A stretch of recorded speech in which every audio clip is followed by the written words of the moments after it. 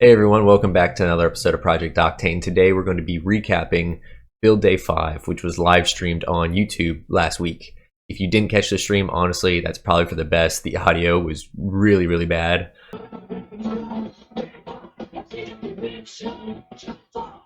But somehow it still wasn't bad enough for the YouTube AI to pick up on a whole bunch of songs to the point that it's not actually viewable in Belarus or Russia at the moment. But I think that's something I'm willing to accept given the current state of things. I think the stream's also a little bit difficult to capture some of the stuff that's going on because when these YouTube videos, we're taking 8 hours worth of work and condensing it down to 8 minutes of video. Whereas when you watch it live, it just kind of feels like nothing's happening for a long time. But we're back to the normal format, so hope y'all enjoy. And yeah, thanks for watching. We're going to pick up right where we left off at the end of Build Day 3/4. There were a couple of tubes for the upper front suspension that we didn't get around to finishing last time. There's 4 tubes that make up the shock mount braces, 2 on each side, and we had tacked one of these in place, but the other 3 just weren't ready. So it was pretty easy to finish up the driver's right-hand side. That tube just needed to be trimmed slightly. On the driver's left-hand side, things were a little bit more difficult. The tubing we had originally cut for these was a little bit short, and so I had to get the angle grinder back out, get some spare tubing, and just make a couple of new tubes from scratch. At this point, that's something that I've done a million times now, so not difficult. We just took our time, made sure that everything, fit up as close as we could.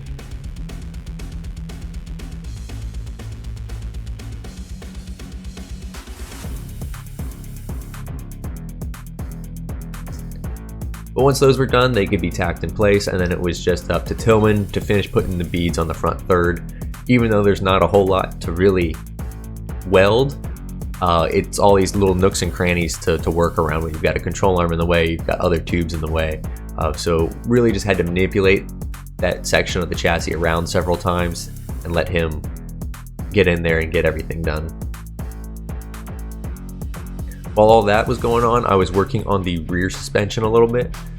The bushings that we used for the upper control arm mounts in the rear had previously been welded in, but when we had originally manufactured those, they were sort of made to size, and as a result, when you get a little bit of movement when welding, the bolts for the upper control arms were just a little bit tight going in. So we decided it would be a good idea just to take an oversized drill bit and open up the hole a little bit, give us some more clearance.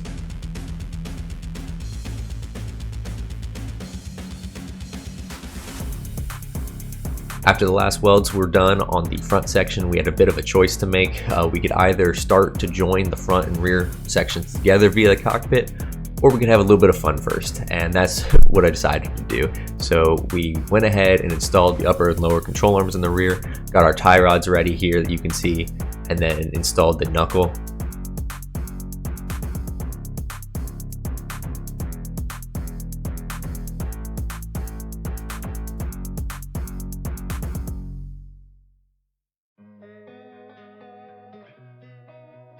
Once both rear corners were on, we could actually jack it up and put some tires on.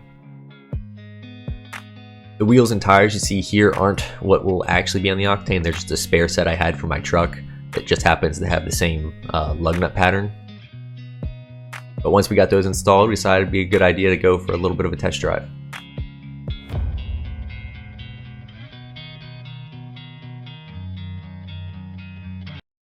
Good cameraman. Yeah, 3 feet on there. Hard to angle this thing.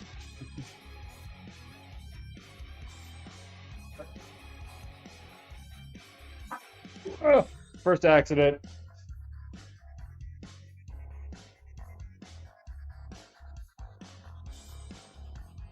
Well, turning radius.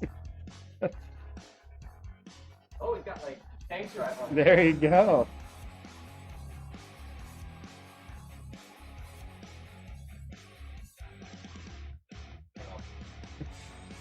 Gonna get a little stuck in the grass.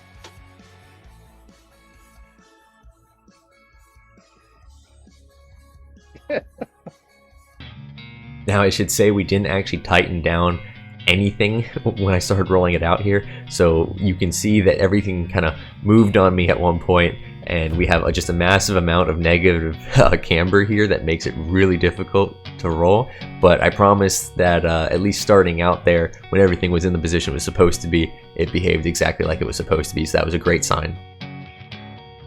Once we got back in the garage, we took the wheels off so that way we could lay everything back down on our jacks and begin to connect the front and rear thirds.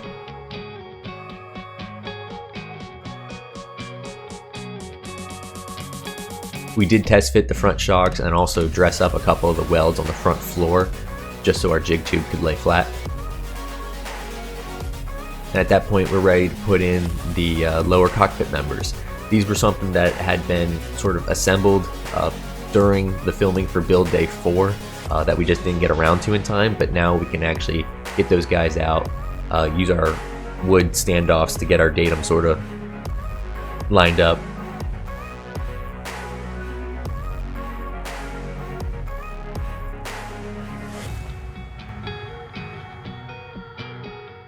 These tubes had been trimmed just a little bit short, so we had a bit of a weld gap that we needed to address.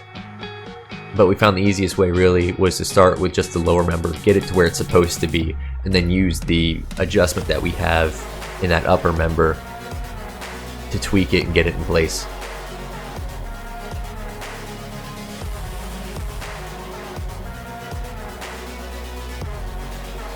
After that, we just left it to Tillman to put a couple more beads on here.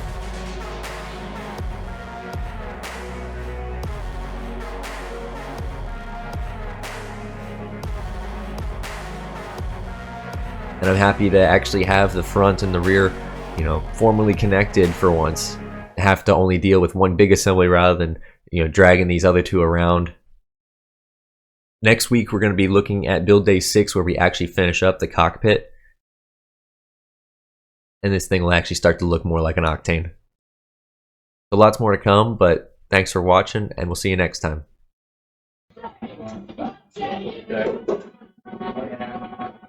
Watch the front.